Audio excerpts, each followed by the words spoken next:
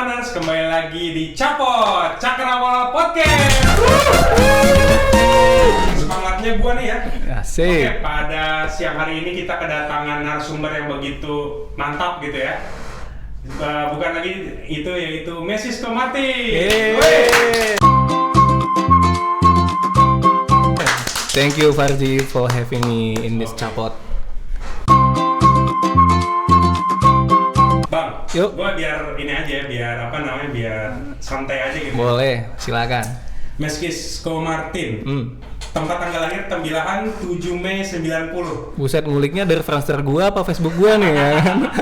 Oke. Yang menarik nih, Tembilahan tuh di daerah mana sih, Bang? Tembilahan itu adalah sebuah kota di Provinsi Riau terutama gitu ya, di mana dulu tuh kota pelabuhan. Nah, di situ waktu itu ayah itu dinas di sana sebelum kita pindah ke Sumatera Barat gitu. Kurang lebih gitulah. Kotanya gimana ya, mendeskripsikan kotanya kota di pinggir laut gitu ya, di mana banyak suku bangsa di sana. Suku Banjar ada, suku Bugis ada, Minang ada, Jawa ada. Jadi dari kecil saya udah biasa dengan keberagaman bersosialisasi. Oke, siap. Berarti selama lo berarti dari kecil udah di Padang gitu ya? Betul. Di Riau gitu ya? Betul. Terus kemudian kuliah di mana, Bang? Kuliah di Bandung gitu ya. Sebenarnya kalau kita runut kisah mungkin 15 tahun yang lalu harusnya saya itu jadi engineer sebenarnya. Cuman karena ketidakstabilan emosi masa muda, akhirnya disuruh orang tua untuk kuliah di Bandung aja. Alasannya sih lucu sih teman-teman. Jadi dulu itu saya kuliahnya harusnya di Teknik Geodesi Universitas Diponegoro. Cuman ayah tuh bilang karena biar kamu cepat dapat kerja bang gitu ya, kamu kuliah aja akuntansi di Bandung. Kampusnya apa ya? Udah ya beliin formulirnya, tinggal datang aja. Ya udah, pada akhirnya berkarir di bidang accounting lah, akuntansi lah gitu sampai lulus kuliah. Gitu. Nah, terus yang menarik ini, lu sebenarnya UKM basket ya, Bang? Betul. Betul. Di universitas lu kok gue jarang nih, maksudnya walaupun di Buma ini basket gitu, tapi belum pernah ngeliat sosok Anda gitu ya. Kalau basket itu sebenarnya udah berhenti lama, vakum sih Ji. Sebenarnya tahun lalu tuh ada keinginan untuk ikut Buma Olimpik gitu ya. Cuman ada family matters pada tanggal yang sama sehingga nggak ikut. Udah bawa sepatu basket segala macam udah dibawa gitu kan. Nah, vakum lamanya kenapa? Karena dulu itu pas turnamen LA Street Basketball di zaman gue itu LA Street Basketball gitu ya. Pernah cedera gitu. Jadi engselnya muter lah ini ya, akhirnya udah agak ragu untuk main basket kembali gitu. Oke. Jadi cedera ya? Cedera. Gitu. Betul, kiri kanan lagi. Waduh, sik ya. Berat banget tuh coy.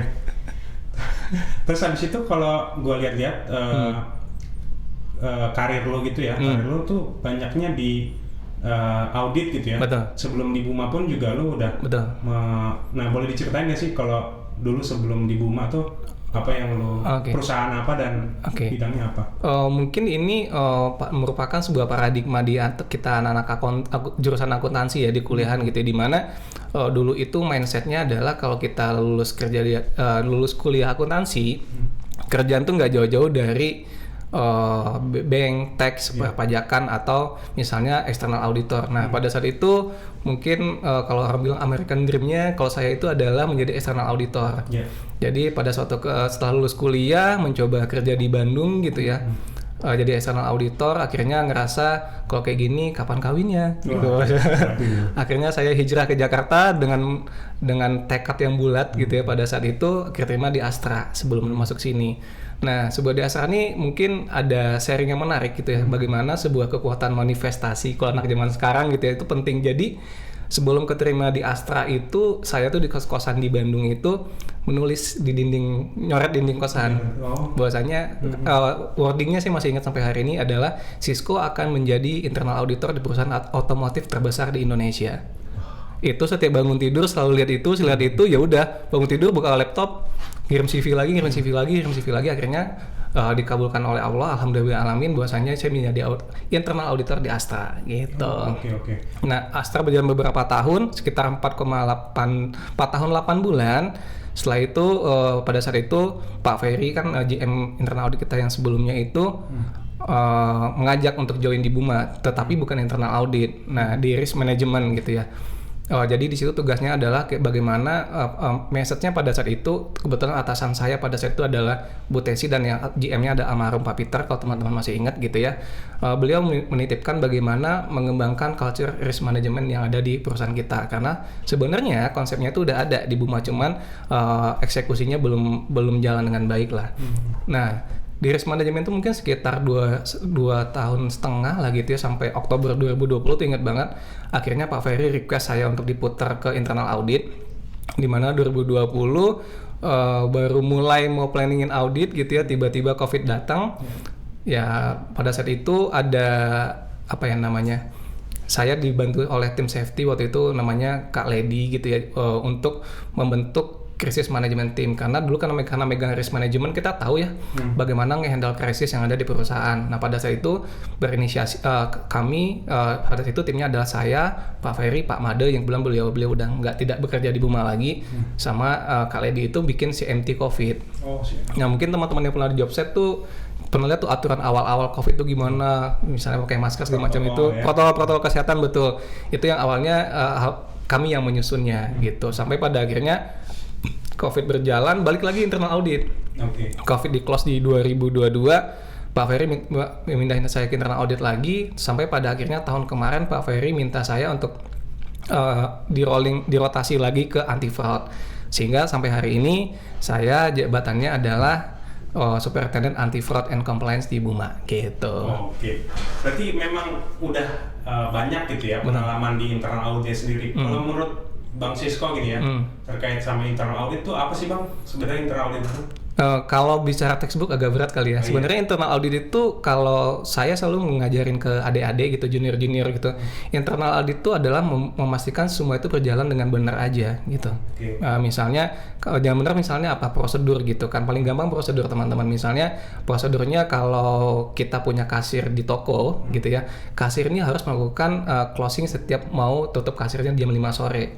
Nah, kita harus memastikan itu tuh terjadi gitu. Nah, itu untuk hal sederhananya. Berkembang lagi ada istilahnya audit berbasis risiko, audit compliance dan seterusnya. Itu tergantung terhadap apa ya, objektif yang perusahaan tuju di tahun tersebut sih.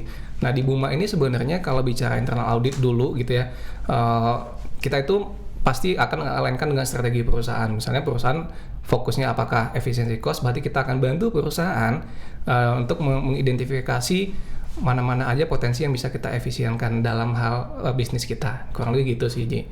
Nah, kalau di anti fraud sendiri, karena baru kita tahun lalu diamanahin di anti fraud, itu dunianya agak sedikit berbeda sebenarnya, walaupun secara irisannya ada dengan internal audit gitu ya. Irisannya apa? Kalau di anti fraud itu kami melakukan audit investigasi.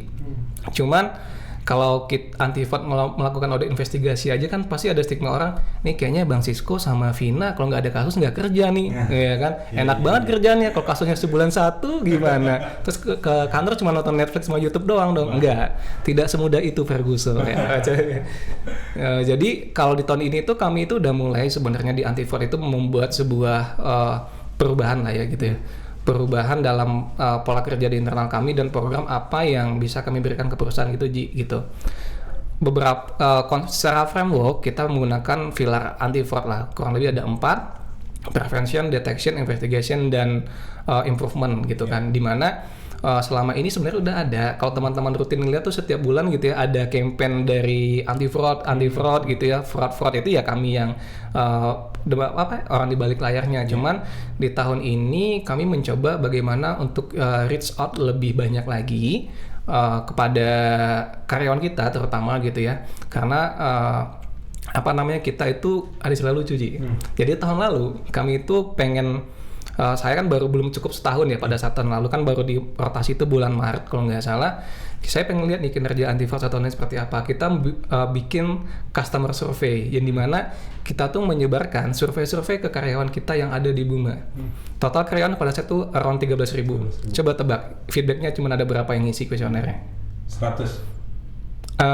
Naik dikit. 200? Tidak. 134 orang yang ngisi, hanya nggak sampai 1% malah dari total karyawan Buma yang mengetahui kami itu ada di Buma ini ya kan. Jadi di situ kami kalau bahasa kitanya muhasabah gitu ya.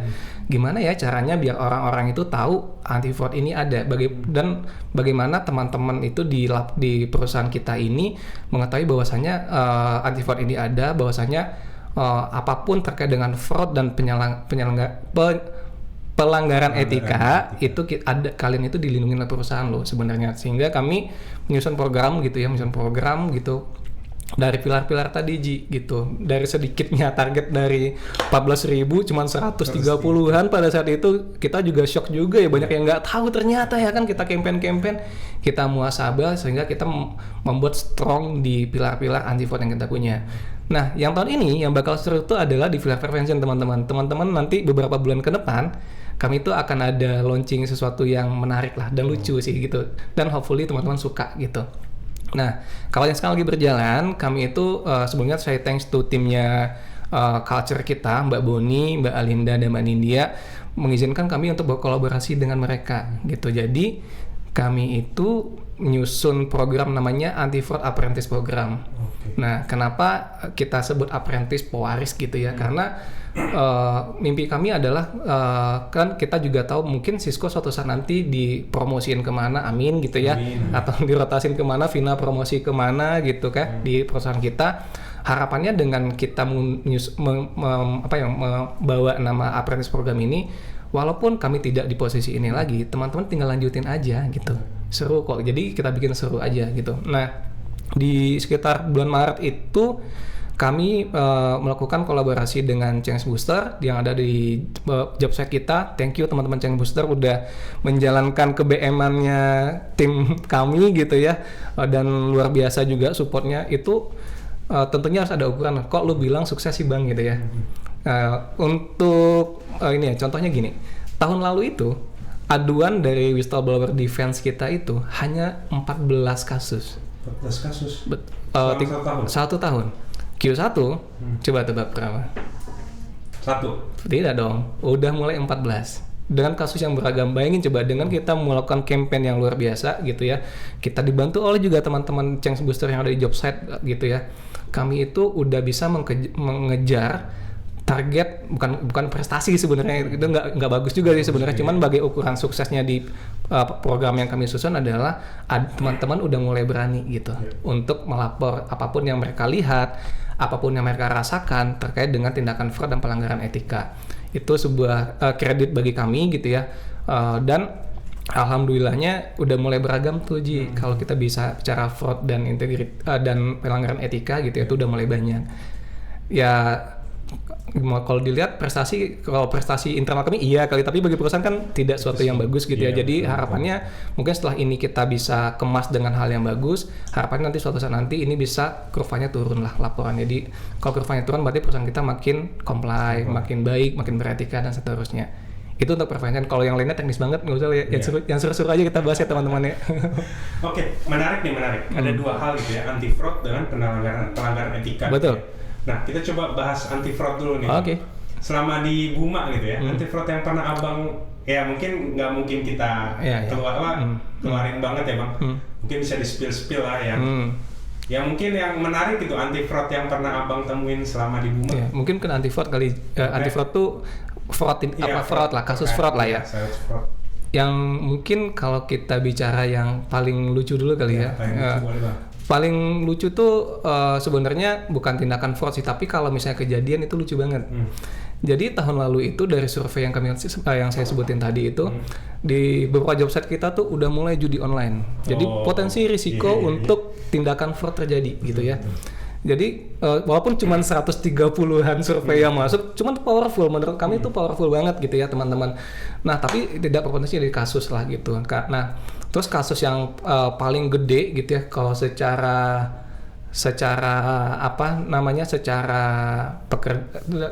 kerugian perusahaan itu terjadi di tahun lalu sih. Itu kalau di fraud theory itu namanya kayak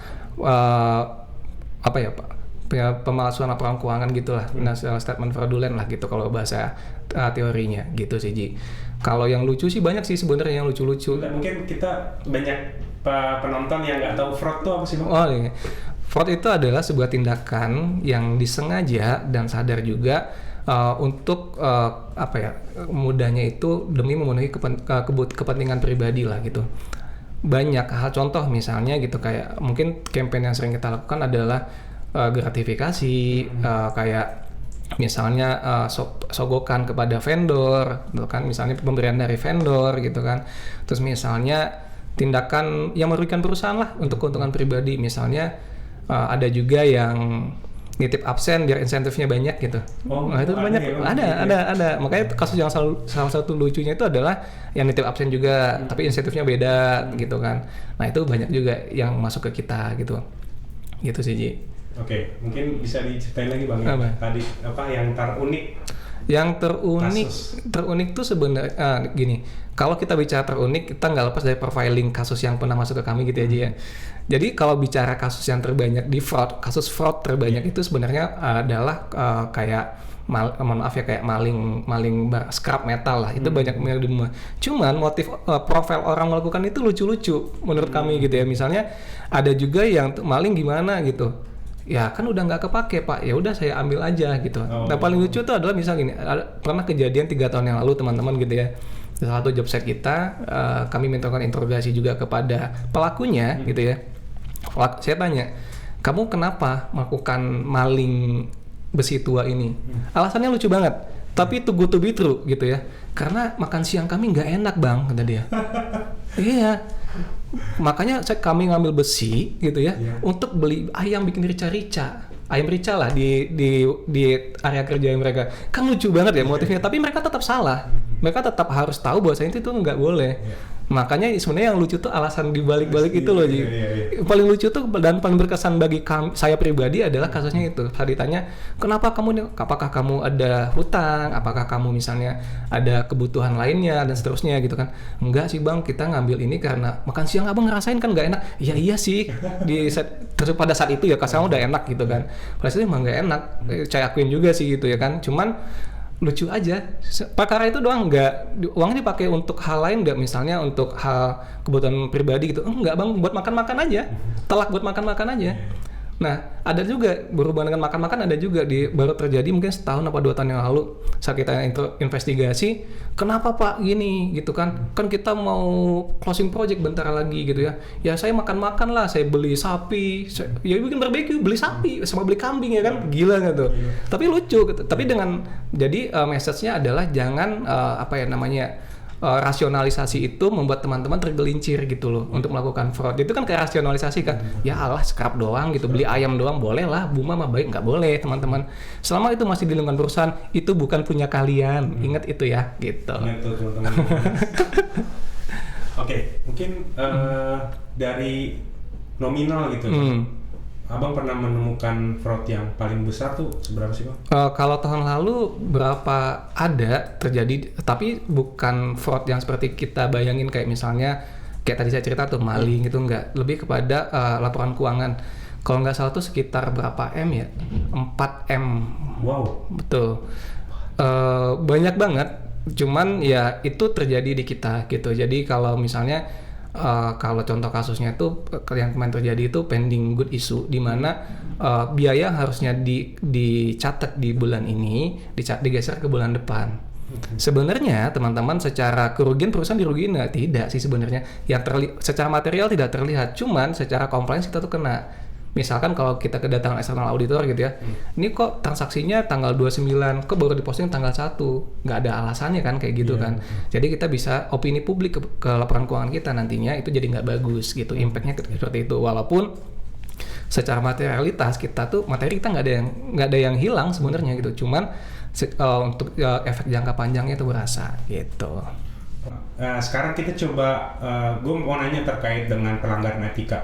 Apa sih Bang definisi pelanggaran etika gitu? Sebenarnya pelanggaran etika itu adalah tindakan yang melanggar kode etik kita di perusahaan sebenarnya gitu. Mungkin kalau kita track back lebih jauh lagi, sebenarnya kita tuh tidak melanggar apa yang diajarin di sekolah, di pelajaran kalau zaman gue itu PPKN lah, pendidikan kewarganegaraan. Mungkin kalau generasi-generasi yang sekarang mungkin ada kewarganegaraan, P3 dan seterusnya gitu kan. Nah pada hakikatnya sebenarnya kalau pelanggaran etika itu adalah kita tidak melakukan hal-hal yang dianggap norma di lingkungan kita sih. Nah, kalau di perusahaan kita diaturnya di COC. Teman-teman yang misalnya pengen tahu do and dance-nya, teman-teman bisa download di portal Buma gitu ya, Code of Conduct. COC itu akronim dari Code of Conduct, di mana di sana teman-teman bisa baca kalau perilaku kita sebagai karyawan itu seperti apa. Di sana bagus loh teman-teman, bukan hanya kita sebagai karyawan loh, kita sebagai atasan juga sikapnya diatur, sebagai bawahan juga diatur. Jadi harapannya teman-teman juga bisa baca lagi COC, mungkin udah lama banget ya COC kita gitu ya. Teman-teman bisa recall lagi, mungkin para leaders di job site juga bisa refresh lagi dengan bawahannya, atau misal membagikan mungkin nyusun bikin mading kayak mading gitu kali ya, ditempel di mana kayak gitu biar orang juga bisa baca kembali gitu sih, Ji. Oke, kalau dari pelanggaran etika sendiri apa sih Bang yang Abang temuin selama di Buma? Pelanggaran etika apa aja sih Bang? Oke. Kalau pelanggaran etika, kalau kami yang temuin belum ada, jujur aja. Kami malah dapatnya dari whistleblower kita yang defense tadi gitu ya. Nah, kalau yang pelanggaran etika di kami ini surprisingly tahun ini tuh luar biasa teman-teman gitu ya, karena campaign kami juga luar biasa. Ke tahun lalu tuh 14 kasus di 1 tahun itu, paling bobot pelanggaran etika cuman mungkin 4 atau 3 case doang. Tahun ini berimbang gitu, Ji. Jadi ini merupakan sebuah tantangan juga bagi kita, terutama bagi pribadi kita masing-masing ya, teman-temannya atasan juga bagaimana protect bawahannya gitu ya. Banyak banget tahun ini dari bullying ada gitu ya, bullying dari sesama karyawan. Bullying itu lebih, malah kami pernah mendapatkan laporan bahwasanya ada karyawan kita itu yang diancam dibunuh juga ada. Ada, luar biasa gitu kan. Dan di sisi lainnya kami berterima kasih kepada karyawan yang ngelapor gitu ya, bahwasanya kita sebagai dari head office, sebagai tata kelola perusahaannya juga bisa protect dia juga lah, demikian kenyamanan pekerjaan. Yang kedua, bullying ada, sexual harassment juga ada gitu. Ini juga hal yang kita lagi susun juga gitu ya bersama tim industrial relationship kita. Mungkin di beberapa waktu yang akan datang kita tim IR akan launching sebuah memo. Nanti kita tunggu aja ya teman-temannya memonya isinya apa. Harapannya adalah kita tetap ya memberikan rasa nyaman bagi karyawan kita untuk bekerja di perusahaan kita tanpa takut adanya ancaman, diskriminasi, bullying dan seterusnya, atau perlakuan tidak adil gitu. Kurang lebih gitu sih, Ji. Oke, berarti kalau tadi ada 2 gitu ya, sexual harassment sama bullying gitu ya. Nah, kalau dari 2 kasus itu gitu ya, apa yang didapat karyawan, maksudnya ketika karyawan melanggar itu apa sih hukumannya, Bang? Kita ada di PKB sih, sebenarnya dengan PKB gitu. Kan untuk derajat hukumannya biasanya kalau kami dari tim anti fraud gitu ya, hanya merekomendasikan, kayaknya dari kami baca kayaknya mungkin SP3 deh gitu kan. Kan setiap SP ada PKB itu kan ada levelnya gitu kan. Nanti justifikasinya dari tim IR gitu, dari Bu Golora sama Pak Hotma gitu. Ini kayaknya kenanya lebih tepatnya di SP sekian gitu. Kurang lebih gitu sih untuk sanksinya. Oke, boleh diceritain nggak Bang? Ada nggak kasus yang Abang temuin gitu ya terkait sama pelanggaran etika ini Bang selama di Buma? Sama di Buma pelanggaran etika ada sih, cuman kalau kami lagi work on it gitu ya, ada beberapa pelanggaran etika yang sedang dijalanin gitu ya. Cuman kalau yang banyak itu gini, gimana ya bridgingnya? Pak Nanang itu pernah pesan ke kami itu kayak gini. Perusahaan kita itu adalah perusahaan yang cowok banget, gitu. Bagaimana kita memberikan perlindungan dan rasa nyaman kepada karyawan kita yang perempuan. Nah, di situ kami belajar bahwasanya untuk untuk ngedrive gitu ya rekan-rekan kerja yang terutama perempuan gitu ya, untuk berani speak up, gitu ya, untuk berani speak up agar dia merasa perusahaan itu hadir di mereka gitu. Jangan merasa insecure bahwasanya kita sedikit di job site. Enggak, teman-teman yang cewek yang dengerin ini, please kalau kalian mengalami tindakan itu lapor aja, nggak usah takut gitu ya. Karena perusahaan berkomitmen, Mas Farizi, kalau untuk melindungi pelapor lah gitu. Nah, contoh yang lagi kerjain tadi kan Farizi nanya kasusnya apa, belum bisa cerita karena lagi jalan gitu ya. Perlindungan saksinya kemarin malah komitmen BOD kita, Pak Nanang terutama gitu ya. Kalau misalnya ada ancaman terkait dengan diskriminasi sifatnya udah kelewatan gitu ya, kita siap nyiapin lawyer gitu. Jadi kami tidak hanya berhenti di antara kasus itu selesai di internal kita, selesai enggak. Pesannya Pak Nanang adalah kita tetap bagaimana membuat karyawan kita ini nyaman bekerja di Buma. Nah, misalnya kan pertanyaan selanjutnya adalah impact negatif dari pelanggaran etika yang dialami oleh korban gitu ya. Kita itu ada program ini juga. Misalnya ada salah satu karyawan yang stres, dia nggak bisa move on lah dari kasus itu, kita akan dampingin ke psikolog gitu. Itu di komitmen kami juga gitu ya. Jadi biar bagaimana Buma ini tuh hadir gitu di setiap stand on employee-nya juga. Bahwasanya kalau kalian digangguin tuh bilang aja. Kalau kalian butuh untuk recovery, kita akan siapin kok gitu. Gitu sih, Ji. Oke, Bang, kalau misalnya nih ada karyawan yang melihat terkait dengan anti fraud fraud ataupun pelanggaran etika, apa sih yang harus dilakuin karyawan supaya bisa disampaikan ke? Nah, thank you. Ini bagian promosi ini gitu. Jadi teman-teman, kami di Anti Fraud tuh punya channel namanya Defense gitu. Kalau teman-teman harusnya sih udah mulai terkenal ya di website kita karena kolaborasi dengan Change Booster. Teman-teman bisa WhatsApp di 0813 1887 0034. Nanti scan barcode-nya kami taruh di sini. Teman-teman yang nonton bisa scan barcode di sini gitu ya. Atau email ke di_fans@deltadunia.com. Nah, nanti laporannya masuk, boleh kok kalian misalnya, boleh nggak emailnya bukan email asli, boleh. Boleh nggak misalnya namanya bukan pakai nama alias, boleh. Cuman yang nggak boleh adalah fitnah. Itu aja sih pesannya. Misalnya ada seorang misalnya muda-mudi di job site patah hati gitu ya kan, nggak terima kecengannya sama pasangan lain, dikasih blackmail gitu, jangan ya teman-teman ya. Pastikan apa yang kalian informasikan itu adalah hal yang benar gitu. Oke. Nah, selain ngelapor nih, tambahan dikit ya Ji ya, teman-teman juga bisa konsultasi juga loh gitu terkait dengan misalnya kalau teman-teman ini tuh fraud atau bukan sih ya gitu, misalnya ngelihat tindakan yang nggak biasa gitu di area kerja teman-teman gitu, boleh aja tanya ke defense gitu, kami akan bantu kok ini fraud atau tidak. Atau bisa juga ternyata ini tuh bukan isu fraud, personalia, lebih entah bawahan ke atasan gitu, itu akan kita arahin juga, kurang lebih gitu sih Ji. Oke. Selama ini yang udah join ke defense tuh udah berapa banyak, Bang? Wow, banyak banget, 100 lebih kali ya semenjak kita pakai branding defense ini, mungkin sekitar hampir jalan tahun ketiga gitu ya. Itu sih udah seratusan sih, kalau ratusan sih belum ya, seratusan tuh udah ada. Cuman balik lagi, yang kami propose untuk kami eksekusi itu di levelnya anti fraud tuh nggak begitu banyak, karena beberapa case yang masuk misalnya teman ini orangnya telat mulu kok nggak dihukum sama atasannya ya, kita panggil atasannya, nih Pak, nih ada laporan gini, tolong dieksekusi. Ada juga, makanya kami tuh banyak bekerja sama dengan SR yang ada di job site untuk case-case yang sifatnya personalia masuk ke kami transfer ke mereka gitu. Oke. Gue mau nanya sih Bang terkait sama fraud sama pelanggaran etika ini.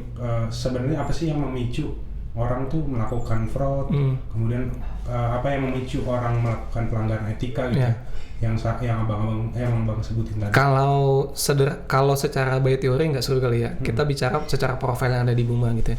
Profil di Buma itu kebanyakan orang melakukan, pertama fraud dulu ya. Kenapa sih orang melakukan maling segala macam? Itu tuh lebih kepada ya serakah aja sih, kalau mungkin greedy lah gitu kan. Terus dimana kayak kalau dibicara dengan kesempatan, iya. Terus misalnya ada juga kesempatan dan segala macam. Kalau di Buma gitu ya, kebanyakan tuh karena serakah aja sih gitu. Serakah tuh banyak. Kalau hal lainnya kenapa? Nah, ada kesempatan gitu. Kesempatan. Terus yang kedua, rasionalisasi. Contoh cerita tentang makan siang nggak enak tadi, ingat nggak? Nah, itu tuh kejadian juga. Dan ada pressure juga. Pressure atau tekanan ini dari banyak sisi teman-teman. Pertama, pressure dari gaya hidupnya. Misalnya, anggaplah dia biasanya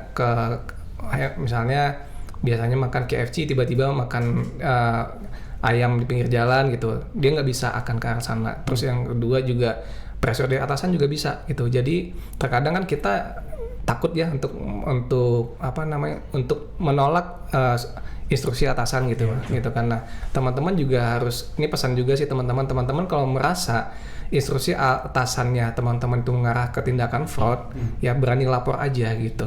Karena yang kalau teman-teman kerjaan ya yang kena akibatnya juga kalian juga gitu. gitu. Jadi teman-teman harapannya juga bisa lebih speak up juga. Nah, yang kalau di Buma balik lagi profiling tadi lebih kepada kesarakan itu ya kalau apa ya? Kalau lihat anak-anak zaman sekarang tuh trennya adalah kan FOMO gitu ya. Itu tuh juga banyak terjadi juga di kita. Jadi kan sebenarnya kan kalau kita baca-baca sebenarnya kan keserakan itu kan kayak dopamin gitu ya, kayak narkoba ya teman-teman. Jadi kalau teman-teman itu kalau bicara pengen ini tapi di luar kemampuan gitu ya, itu jangan gitu. Itu tuh ngerusak banget loh. Kalian tuh harus berpura-pura menjadi diri kalian di luar kemampuan kalian gitu. Itu kan merusak kolateral korteks di kepala kalian. Makanya kalau kami sih selalu kalau habis ke site gitu ya, saya bilang Pak bersyukur aja sih hidup gitu ya. Jangan yang kayak harus seperti si A, seperti si B, yang nggak usah gitu. Malah akan susah diri di mereka sendiri, di mana bisa menjadi tindakan fraud nanti di kemudian harinya. Gitu. Nah, kalau profiling pelanggaran etika yang kedua ya tadi Jia. Pelanggaran etika itu agak mungkin kalau dengan ceritanya mungkin teman-teman banyak dengar ya, ini umum terjadi sebenarnya gitu ya. Pelanggaran etikanya misal gini. Teman-teman yang itu ngerasa misalnya kita ini adalah orang perkumpulan sama orang, saya orang Minang teman-teman ya, kumpulan sama orang Minang gitu ya. Jadi kalau misalnya ada orang dari suku lain kita nggak CS gitu, itu kan nggak boleh juga. Itu kan kita diatur loh di perusahaan kita nggak boleh melakukan diskriminasi ras tertentu gitu kan. Itu terjadi gitu loh, Ji. Banyak juga cerita yang masuk sih ke kami gitu, bahwasanya misalnya kalau minta tanda tangan lemburan gitu kan, bukan paguyubannya dia nggak ditandatanganin gitu. Itu ada juga, makanya jangan gitu. Itu kan nggak baik ya, menutup rezeki orang juga gitu. Itu juga sebuah pelanggaran etika juga. Nah yang kedua misalnya ya kalau hal-hal yang sifatnya pelanggaran etika lain tuh bullying, paling tadi saya bilang tuh kayak ada pengancaman ke karyawan tuh ada gitu, terjadi di kita gitu Ji. Oke. Kalau misalnya untuk jangka panjang gitu dari tim anti fraud sendiri pun ada apa nih, ada program kah atau ada kayak produk atau apa, mungkin boleh disampaikan ke Bung Hans sekalian. Oh iya, kalau untuk produknya kami akan launching sebentar lagi maskot defense teman-teman. Ya, jadi kita lagi working on it gitu ya.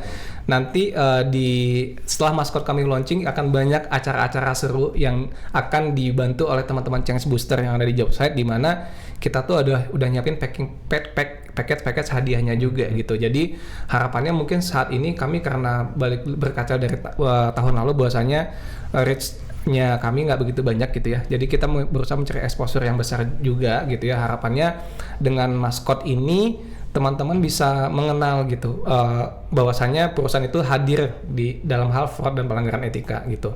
Nah selanjutnya juga nanti itu kita ada event-event per quarterly dengan Change Booster, udah kami susun juga programnya. Sebentar lagi kita mau launching maskot di quarter 3 akan ada pekan integrity. Itu akan banyak banget sosialisasi terkait dengan integritas teman-teman. Akan banyak juga event-event perlombaan terkait dengan integritas gitu.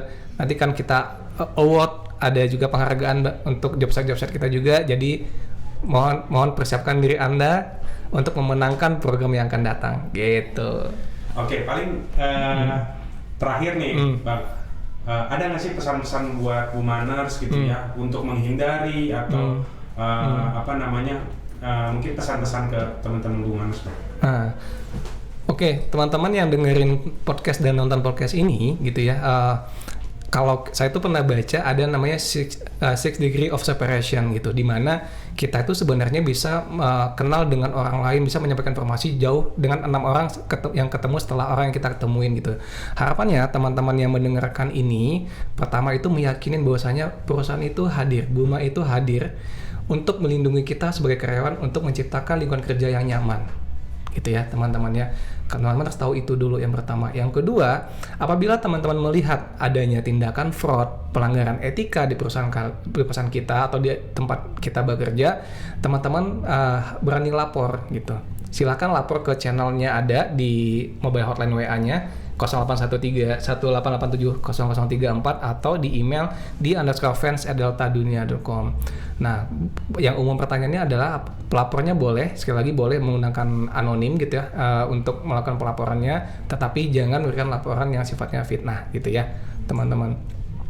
kurang lebih itu aja sih Ji, yang mungkin harapannya dengan teman-teman yang denger ini tadi ya teori 6 degree of separation tadi, teman-teman bisa menceritakan lagi ke teman-teman yang lain, misalnya teman-teman di salah satu job site, saya tadi dengar ceritain lagi teman-temannya shift malam misalnya, shift malam tuh bisa ceritain lagi sampai maksimal tuh 6 lah gitu orang yang dia temuin setelah itu. Harapannya dari mungkin nih merupakan sebuah ikhtiar kami juga ya untuk memperkenalkan bahwasanya perusahaan itu ada untuk melindungi karyawannya gitu ya dari sisi fraud dan pelanggaran etika.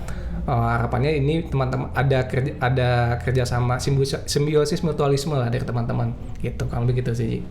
Oke, baik Bumanus sekalian, materi kali ini daging banget gitu ya. Jadi mungkin untuk Bumanus yang nonton Capot atau dengerin Capot gitu ya, pasti dapat pembelajaran dari podcast pada siang hari ini gitu ya. Oke, baik, sebelum kita tutup mungkin ada lagi Bang Sisko. Oke, tadi dari kami saya mewakilin dari Departemen Anti Fraud, sekali lagi thank you Farizi dan tim Cakrawala Podcast gitu ya, udah memberikan kami kesempatan untuk menjadi narasumber gitu ya. Kayaknya seru juga kalau ada nanti kami mau promo event pakai media ini kali ya gitu ya. Sekali lagi thank you banget bagi teman-teman, good luck untuk program-programnya yang ke depan gitu ya. Semoga Allah mudahkan niat baiknya kalian dan semoga ini semua menjadi amalan jariah kita semua. Kurang lebih itu aja. Oke, baik. Terima kasih Bang Sisko dan tim internal tim anti fraud dan risk management ya. Anti fraud aja sekarang. Oke, terima kasih dengan semuanya. Saya tutup dengan Cakrawala Podcast. Capot, Buma, bisa, harus bisa, pasti bisa. Yeay.